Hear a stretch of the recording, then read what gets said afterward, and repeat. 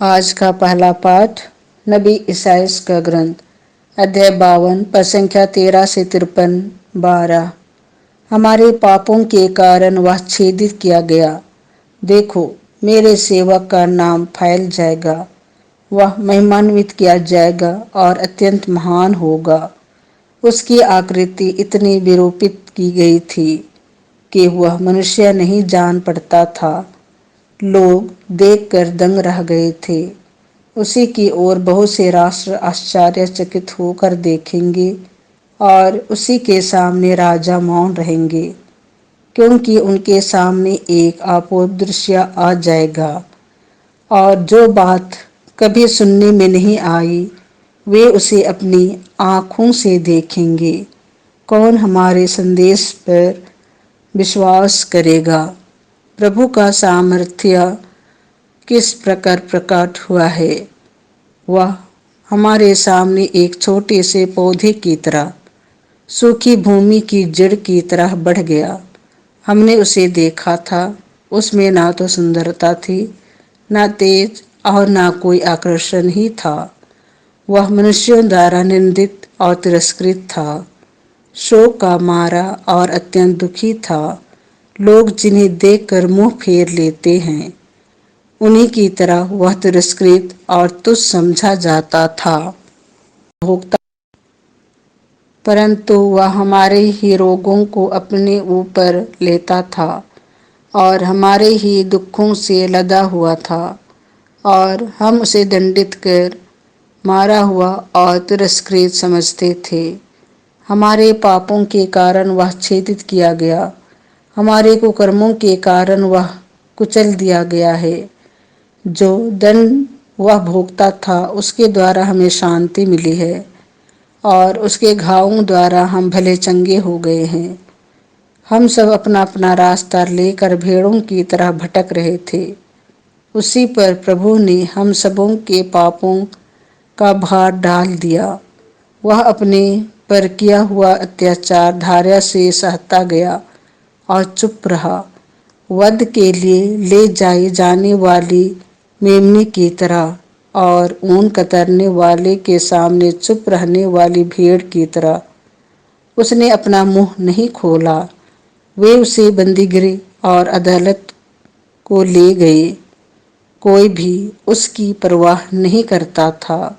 वह जीवितों के बीच में से उठा लिया गया है और हमारे पापों के कारण वह मार डाला गया है।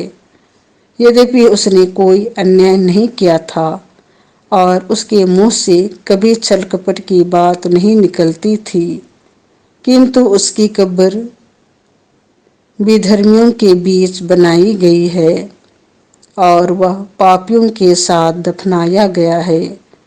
प्रभु ने चाहा कि वह दुख से रौंदा जाए।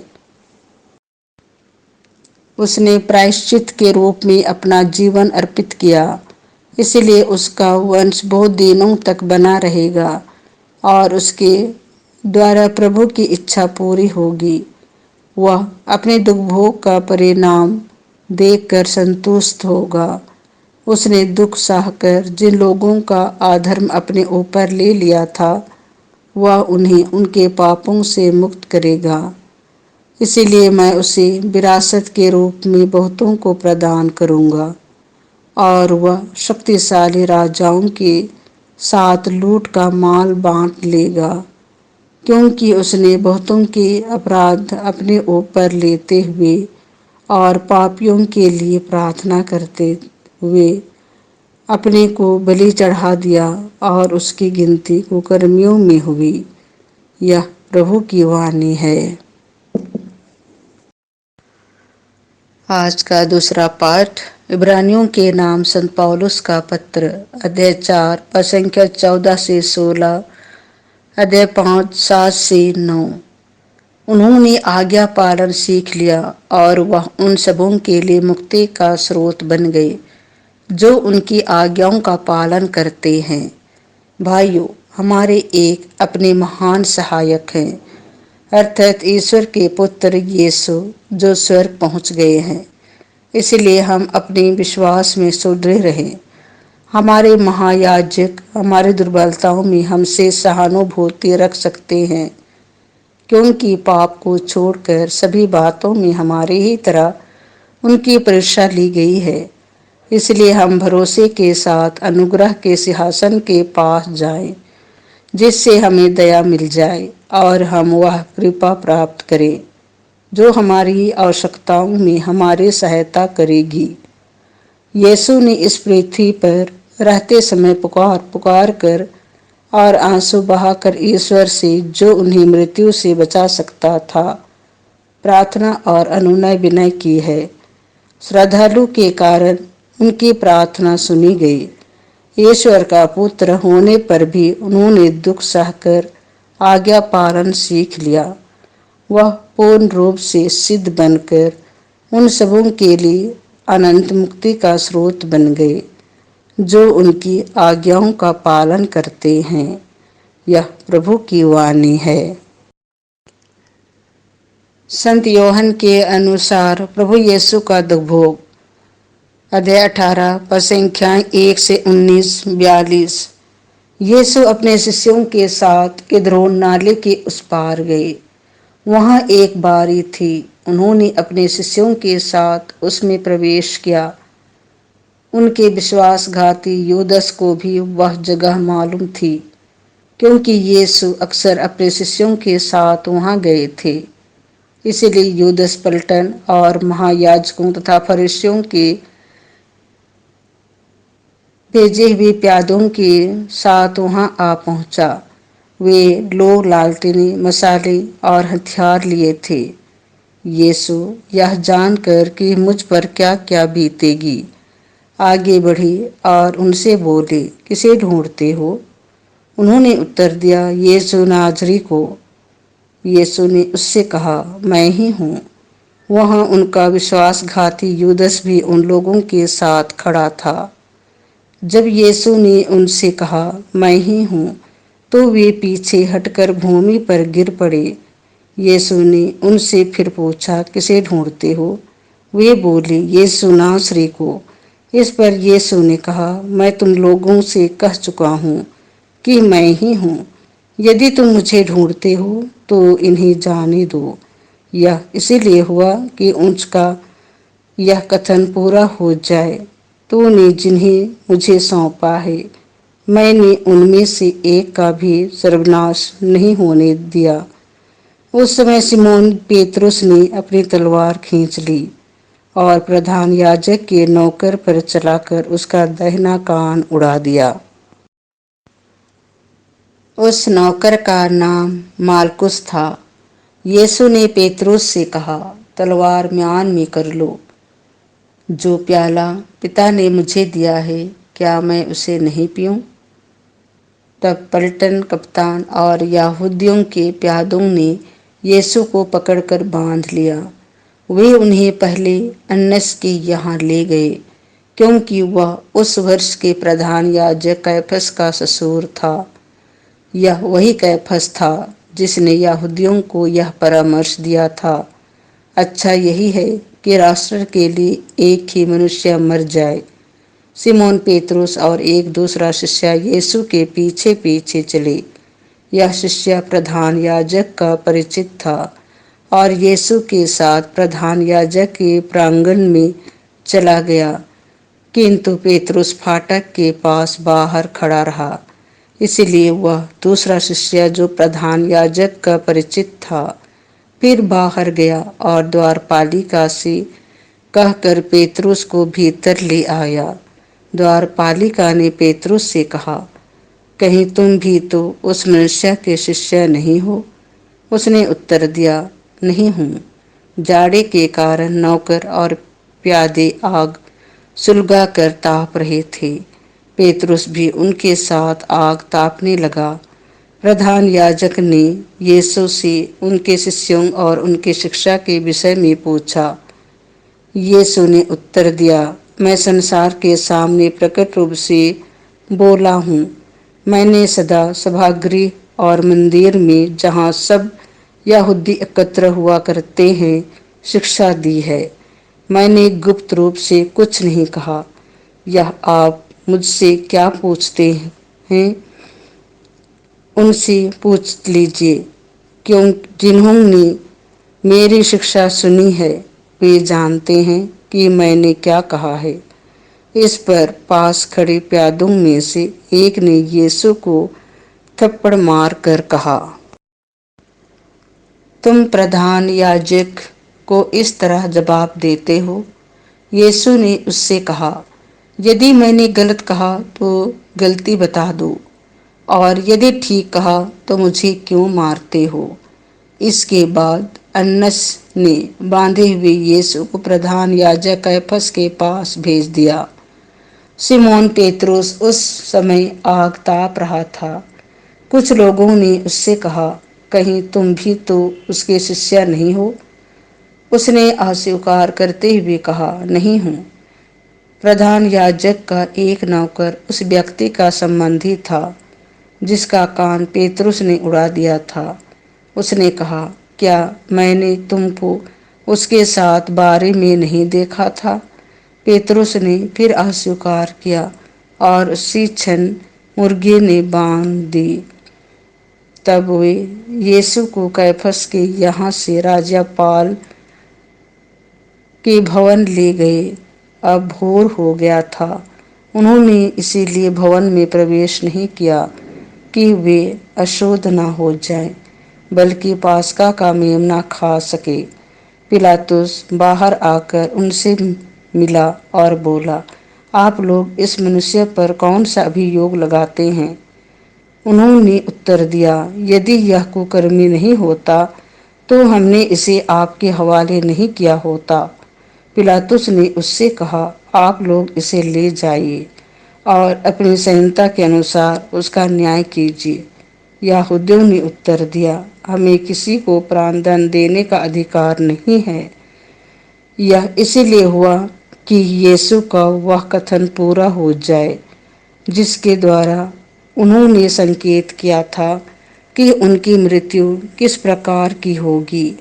तब पिलातुस ने भवन में वापस जाकर यीशु को बुला भेजा और उनसे कहा, क्या तुम यहूदियों के राजा हो। यीशु ने उत्तर दिया, क्या आप यह अपनी ओर से कहते हैं या दूसरों ने आपसे मेरे विषय में यह कहा है। पिलातुस ने कहा, क्या मैं यहूदी हूँ। तुम्हारे ही लोगों ने और महायाजकों ने तुम्हें मेरे हवाले कर दिया है। तुमने क्या किया है। यीशु ने उत्तर दिया, मेरा राज्य इस संसार का नहीं है। यदि मेरा राज्य इस संसार का होता तो मेरे अनुयायी लड़ते और मैं यहूदियों के हवाले नहीं किया जाता, परंतु मेरा राज्य यहाँ का नहीं है। इस पर पिलातुस ने उनसे कहा, तो तुम राजा हो। यीशु ने उत्तर दिया, आप ठीक कहते हैं, मैं राजा हूँ।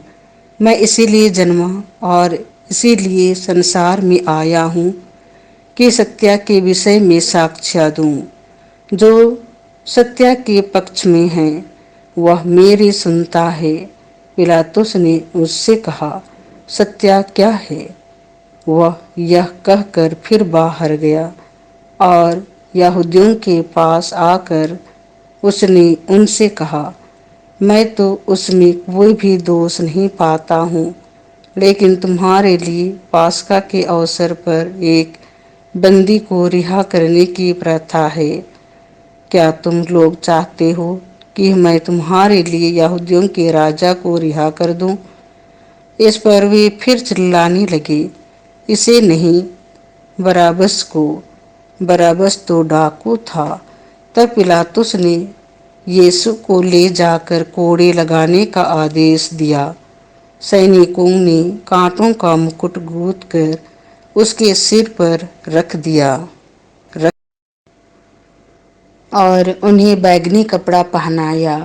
फिर वे उनके पास आकर यह कहने लगे, यहूदियों के राजा प्रणाम, और वे उन्हें थप्पड़ मारते जाते थे। पिलातुस ने फिर बाहर जाकर लोगों से कहा, देखो, मैं उसे तुम लोगों के सामने बाहर ले आता हूँ, जिससे तुम यह जान लो कि मैं उनमें कोई भी दोष नहीं पाता हूँ। तब यीशु कांटों का मुकुट और बैंगनी कपड़ा पहने बाहर आए। पिलातुस ने लोगों से कहा, यही है वह मनुष्य। महायाजक और प्यादे उन्हें देखते ही चिल्ला उठे, इसे क्रूस दीजिए, इसे क्रूस दीजिए।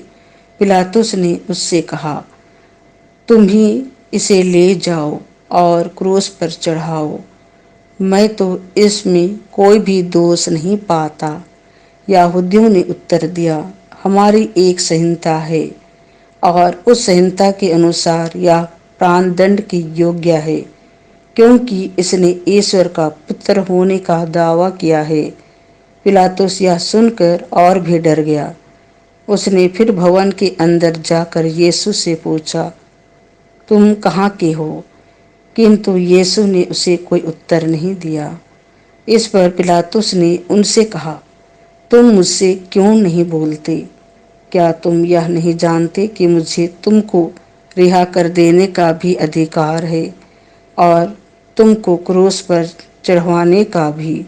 यीशु ने उत्तर दिया, यदि आपको ऊपर से अधिकार ना दिया गया होता तो आपका मुझ पर कोई अधिकार नहीं होता।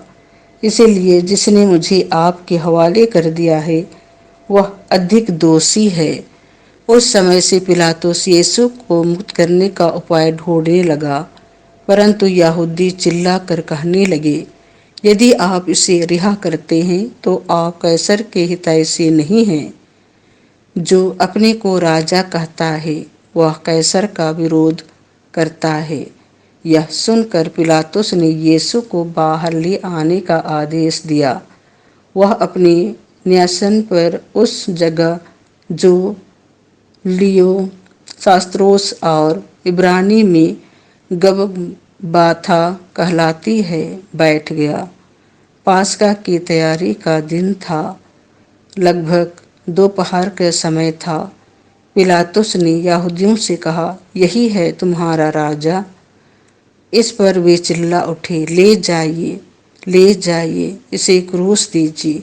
पिलातुस ने उनसे कहा, क्या मैं तुम्हारे राजा को क्रूस पर चढ़वा दूं? महायाजकों ने उत्तर दिया, कैसर के सिवा हमारा कोई राजा नहीं। तब पिलातुस ने यीशु को क्रूस पर चढ़ाने के लिए उनके हवाले कर दिया। वे यीशु को ले गए और वह अपना क्रूस ढोते हुए खोपड़ी की जगह नामक स्थान गए। इब्रानी में उसका नाम गोलगाथा है।